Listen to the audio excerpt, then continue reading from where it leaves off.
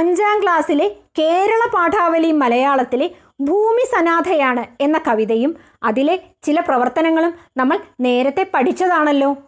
ഇന്ന് നമുക്ക് ഭൂമി സനാഥയാണ് എന്ന കവിതയുടെ ആസ്വാദനക്കുറിപ്പും വയലാർ രാമവർമ്മയുടെ ജീവചരിത്രക്കുറിപ്പും പാഠപുസ്തകത്തിലെ ചോദ്യോത്തരങ്ങളും പഠിക്കാം. ഭൂമി സനാഥയാണ് എന്ന കവിതയെക്കുറിച്ചുള്ള വീഡിയോ ചാനലിൻ്റെ ഹോം പേജിലുണ്ട്. കാണാത്ത കൂട്ടുകാർ അത് കാണുമല്ലോ. പ്രപഞ്ച ഗോപുരവാതിൽ എന്ന പദം പ്രപഞ്ചത്തിൻ്റെ ഗോപുരവാതിൽ എന്ന അർത്ഥത്തിലാണല്ലോ ഉപയോഗിച്ചിരിക്കുന്നത്. എങ്കിൽ താഴെ പറയുന്ന പദങ്ങൾ എങ്ങനെ വിഗ്രഹിക്കും? അപ്പോൾ ഏതൊക്കെ പദങ്ങളാണ് വിഗ്രഹിക്കേണ്ടത്? നാദതരംഗം, ഉജ്ജ്വല ശില്പങ്ങൾ, സ്വാഗത ഗാനം. നാദതരംഗം, നാദത്തിൻ്റെ തരംഗം. ഉജ്ജ്വല ശില്പങ്ങൾ, ഉജ്ജ്വലമായ ശില്പങ്ങൾ.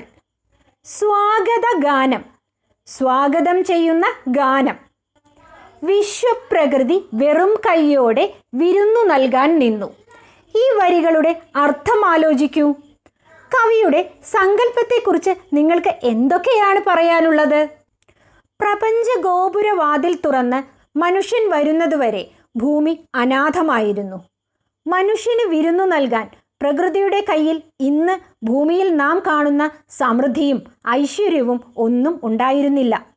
അതാണ് വിശ്വപ്രകൃതി വെറും കൈയോടെ മനുഷ്യന് വിരുന്നു നൽകാൻ നിന്നു എന്ന വരികളിലൂടെ കവി സൂചിപ്പിക്കുന്നത്.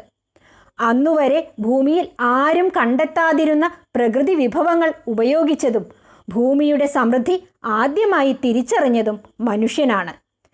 തൻ്റെ കഠിനാധ്വാനത്തിലൂടെ മനുഷ്യൻ മണ്ണിൽ പൊന്നു വിളയിച്ചു. തൻ്റെ അധ്വാനത്തിലൂടെ മനുഷ്യൻ ഭൂമിയെ സ്വർഗതുല്യമാക്കി എന്നാണ് കവി പറയുന്നത്. പറഞ്ഞയക്കുക ദേവി മനുഷ്യനെ ഒരിക്കൽ ഇവിടെ കൂടി. മനുഷ്യനെ ചന്ദ്രനിലേക്ക് ക്ഷണിക്കാൻ തയ്യാറായതിൻ്റെ കാരണങ്ങൾ എന്തൊക്കെയാവാം? ഒരു ലഘുകുറിപ്പ് തയ്യാറാക്കുക.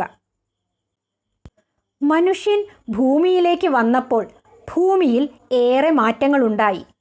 അമരാവതിയും അളകാപുരിയും മധുരയും പോലെ സമ്പന്നവും ഐശ്വര്യപൂർണവുമായ മനുഷ്യനിർമ്മിതികളുണ്ടായി. മനുഷ്യൻ വന്നപ്പോൾ ഭൂമിക്ക് ഒരു നാഥനുണ്ടായി. മണ്ണിലെ ജീവിത ഖനികളിൽ മുഴുവൻ പൊന്നു വിളഞ്ഞു. മനുഷ്യൻ തൻ്റെ അധ്വാനം കൊണ്ട് ഭൂമിയെ സ്വർഗതുല്യമാക്കി. ഭൂമിയുടെ ഈ സമൃദ്ധിയും ഐശ്വര്യവും കണ്ട് ആകാശഗോളങ്ങൾക്ക് പോലും അസൂയയുണ്ടായി. ഈ ഐശ്വര്യങ്ങൾ തനിക്കും ലഭിക്കണമെന്ന ആഗ്രഹം മൂലമാണ് മനുഷ്യനെ ഒരിക്കൽ തൻ്റെ അടുത്തേക്ക് പറഞ്ഞയക്കണമെന്ന് ചന്ദ്രൻ ഭൂമിദേവിയോട് അഭ്യർത്ഥിക്കുന്നത്. മനുഷ്യൻ്റെ പ്രയത്നം ഭൂമിയിൽ ഏറെ മാറ്റങ്ങൾക്ക് വഴിതെളിച്ചിട്ടുണ്ട്. ഇന്നു നാം കാണുന്ന സമൃദ്ധികൾക്കു പിന്നിൽ നമ്മുടെ പൂർവികരുടെ പരിശ്രമങ്ങളാണുള്ളത്. മനുഷ്യൻ്റെ സ്വാർത്ഥത ഈ അവസ്ഥയ്ക്ക് വരുത്തിയ മാറ്റങ്ങൾ എന്തൊക്കെയാണ്? തെളിവുകളുടെ അടിസ്ഥാനത്തിൽ നിഗമനങ്ങൾ അവതരിപ്പിക്കുക. പ്രപഞ്ച ഗോപുരവാതിൽ തുറന്ന് പണ്ട് മനുഷ്യൻ വന്നപ്പോൾ ഭൂമി അനശ്വരയായി എന്നും പിന്നീട് മനുഷ്യൻ തൻ്റെ അധ്വാനം കൊണ്ട് മണ്ണിലെ ജീവിത ഖനികളിൽ മുഴുവൻ പൊന്നു വിളയിച്ചു എന്നും ഭൂമി സനാഥയാണ് എന്ന കവിതയിൽ നമ്മൾ പഠിച്ചു. എന്നാൽ കാലങ്ങൾ കടന്നുപോയപ്പോൾ മനുഷ്യൻ തൻ്റെ സ്വാർത്ഥതയ്ക്കു വേണ്ടി ഭൂമിയെ ചൂഷണം ചെയ്യാൻ തുടങ്ങി. ഇന്ന് വിഷം നിറഞ്ഞ അന്തരീക്ഷത്തിലാണ് നമ്മൾ ജീവിക്കുന്നത്. വായു, വെള്ളം, മണ്ണ് ഇവയിലെല്ലാം വിഷവും മാലിന്യങ്ങളും നിറയുകയാണ്. ഇനി വരുന്ന തലമുറയ്ക്ക് താമസിക്കാൻ പറ്റാത്ത ഇടമായി ഭൂമി മാറിക്കൊണ്ടിരിക്കുകയാണ്.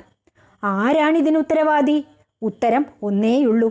ഭൂമി എന്ന അമ്മ നമുക്ക് സമ്മാനിച്ച പ്രകൃതി എന്ന അമൂല്യ സമ്പത്തിനെ ചൂഷണം ചെയ്തും കൊള്ളയടിച്ചും വിറ്റു കാശാക്കിയും സുഖിക്കുന്ന മനുഷ്യൻ.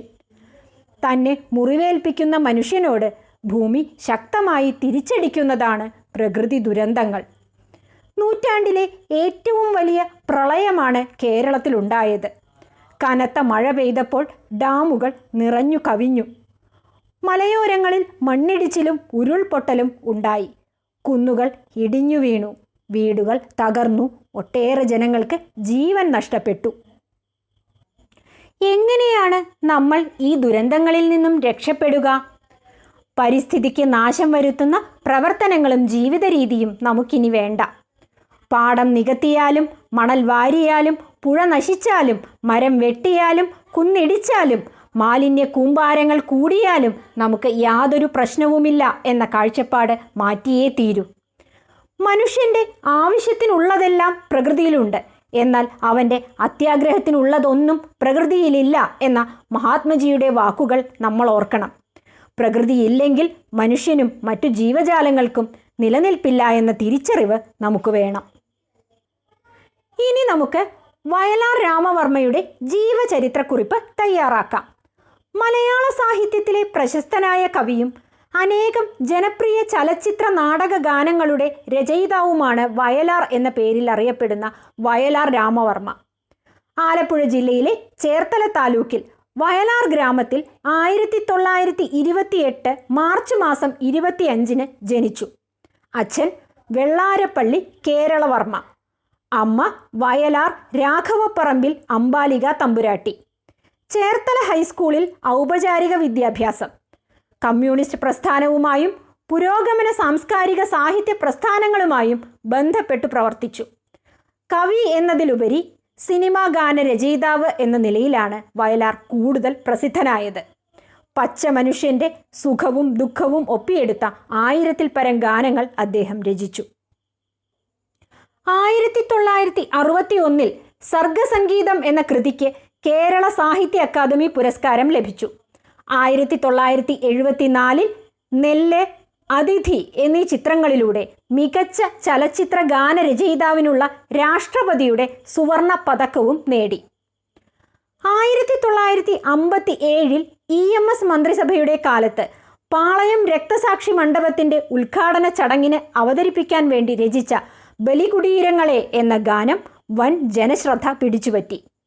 1975 ഒക്ടോബർ 27 വയലാർ രാമവർമ്മ അന്തരിച്ചു.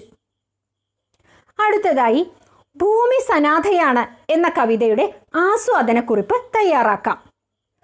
മലയാള സാഹിത്യത്തിലെ പ്രശസ്തനായ കവിയായ വയലാർ രാമവർമ്മ എഴുതിയ കവിതയാണ് ഭൂമി സനാഥയാണ്. മനുഷ്യൻ്റെ അധ്വാനത്തിലും ശക്തിയിലും വിശ്വാസമർപ്പിച്ച കവിയാണ് വയലാർ രാമവർമ്മ. ഭൂമി സനാഥയാണ് എന്ന കവിത ഇത് സമർത്ഥിക്കുന്നു. പ്രപഞ്ചോൽപത്തിക്ക് ശേഷം അനാഥയായി കിടന്ന ഭൂമിയിലേക്ക് മനുഷ്യൻ കടന്നു വന്നതോടെ ഭൂമിക്ക് ഒരു നാഥനുണ്ടായി എന്ന് കവി വിശദീകരിക്കുന്നു. മനുഷ്യൻ ഭൂമിയിലേക്ക് വന്നപ്പോൾ ഭൂമിയിൽ ഏറെ മാറ്റങ്ങളുണ്ടായി. അമരാവതിയും അളകാപുരിയും മധുരയും പോലെ സമ്പന്നവും ഐശ്വര്യപൂർണവുമായ മനുഷ്യനിർമ്മിതികളുണ്ടായി. മനുഷ്യൻ വന്നപ്പോൾ ഭൂമി അനശ്വരയായി എന്നും മണ്ണിലെ ജീവിത ഖനികളിൽ മുഴുവൻ പൊന്നു വിളഞ്ഞു എന്നും കവി പറയുന്നു. മനുഷ്യൻ തൻ്റെ അധ്വാനം കൊണ്ട് ഭൂമിയെ സ്വർഗതുല്യമാക്കി. മനുഷ്യൻ ഭൂമിയിൽ നിർമ്മിച്ചതെല്ലാം അവൻ്റെ ഭാവനയും കഴിവും കൊണ്ടാണ്. എല്ലാ ഐശ്വര്യങ്ങളും ഭൂമിയിലുണ്ടായത് മനുഷ്യൻ വന്നതോടെയാണ്. കല, സാഹിത്യം, ശാസ്ത്രം എന്നീ മേഖലകളിൽ മനുഷ്യനുണ്ടാക്കിയ പുരോഗതിയാണ് കവി ഇവിടെ പറയുന്നത്. ഭൂമിയുടെ ഈ സമൃദ്ധിയും ഐശ്വര്യവും കണ്ട് ആകാശഗോളങ്ങൾക്ക് പോലും അസൂയയുണ്ടായി. ഈ ഐശ്വര്യങ്ങൾ തനിക്കും ലഭിക്കണമെന്ന ആഗ്രഹം മൂലം മനുഷ്യനെ ഒരിക്കൽ തൻ്റെ അടുത്തേക്ക് പറഞ്ഞയക്കണമെന്ന് ചന്ദ്രൻ ഭൂമിദേവിയോട് അഭ്യർത്ഥിക്കുന്നു. ഭൂമി സനാഥയാണ് എന്ന കവിതയുടെ ആസ്വാദനക്കുറിപ്പും വയലാർ രാമവർമ്മയുടെ ജീവചരിത്രക്കുറിപ്പും പാഠപുസ്തകത്തിലെ ചോദ്യോത്തരങ്ങളുമെല്ലാം കൂട്ടുകാർക്ക് കൃത്യമായി മനസ്സിലായില്ലേ? മറ്റൊരു വീഡിയോയുമായി നമുക്ക് വീണ്ടും കാണാം.